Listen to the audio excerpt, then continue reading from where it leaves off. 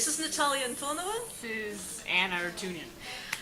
And we're here I want to talk to about you. puddles. I want to talk about puddles. Okay, talk about puddles. It's raining, it's springtime, and the puddles are big enough for an individual to swim across if they want. Like, I don't need a pool membership right now. I can just go swimming on Zubovsky Boulevard and Well, I just want to you know, point have a out great that time. it's March. Wait, no.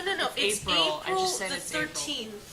Friday the 13th. Friday the 13th, and the snow has not yet melted. Well, most of it has, to be fair. It's just the problem. The problem is the puddles and the fact that It still looks like winter outside. I dislike the pavement that is improperly maintained and makes me hop around the city like, you know, a goddamn gazelle. I'm not a gazelle, I'm a human being. You just cursed. You can't do that on video. I think goddamn is fine, you know? It's, God damn it. damn it.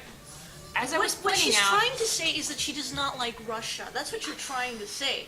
Bad pavements, puddles. No, I'm saying that, you know, Russia does not have an excuse right now as far as bad roads and bad pavements are concerned because, you know, there is technology available to maintain the roads and the pavements. I think It's it just, totally has an excuse. Look at the weather. No, okay, as Jim Brooke, our esteemed colleague and friend, has pointed out in his week's column or blog, he said that, you know, there are places like Canada, which has a very extreme climate and does not have problems with roads and pavements because guess what?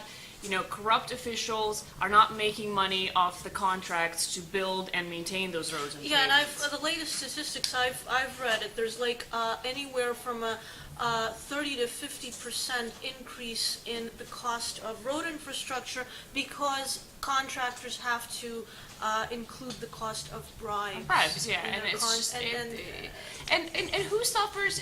Everyone who uses the roads, including pedestrians, you know, and drivers. That's everyone suffers. I mean, the same people who take bribes in order to, you know, maintain this weird corruption hierarchy are then the people who complain when their Bentleys get stuck on the road somewhere. It's just the hardships of creating a European atmosphere in a country that should be more like Canada, where people live only on the coast. It's not just European, I have to say. I mean, look at northern Japan, as Jim pointed out once again. You know, northern Japan is not... Japan is a very small country. I'm talking about the fact that the climate in northern Japan, you know, in the winters, like they just know how to maintain the roads because, you know, what Jim talked about and what I agree with him is the fact that he said, you know, it comes down to citizen responsibility. It comes down, once again, as we've been talking about, it comes down to grassroots efforts where people on the local level decide, okay, we're going to be responsible now for our roads and for our pavements. We don't like these huge puddles.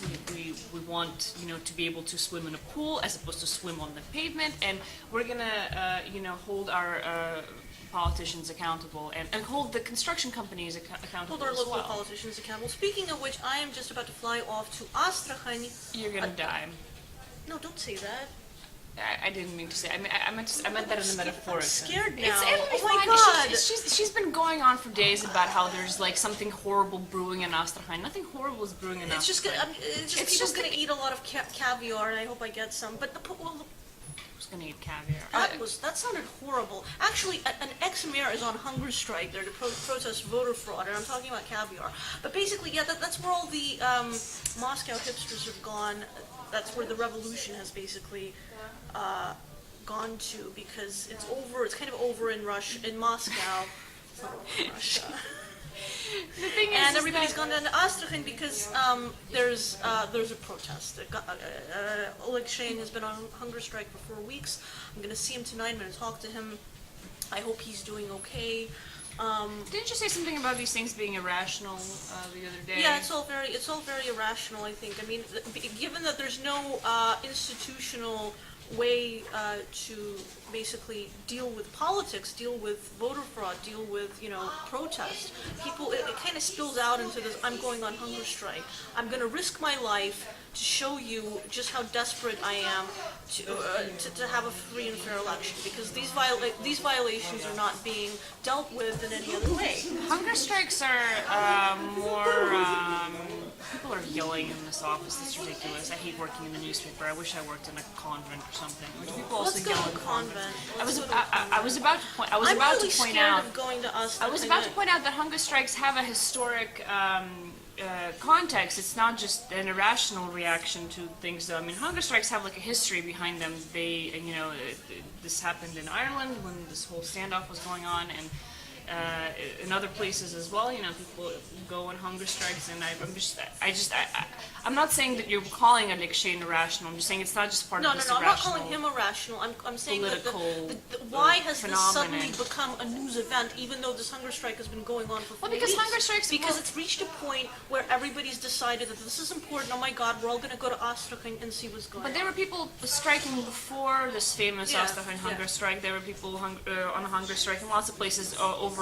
people who were defrauded with their apartments were on hunger strike, Yeah, and it shows that the general there's- desperation it reaches a critical level so quickly, precisely because there's nothing we can I do. don't think it's desperation. I think it's just reached critical mass. I think that this phenomenon of hunger strikes in Russia has been gaining momentum because people are finding it's effective. It makes you it's an issue that's becoming more visible. Yeah, yeah. I mean, I wouldn't use the word desperation. I don't think. I mean, maybe Shane himself is feeling very desperate, and I do have a tremendous sympathy for him. I'm just saying it's all coming down to local issues. It's all coming down to mundane problems like the weather.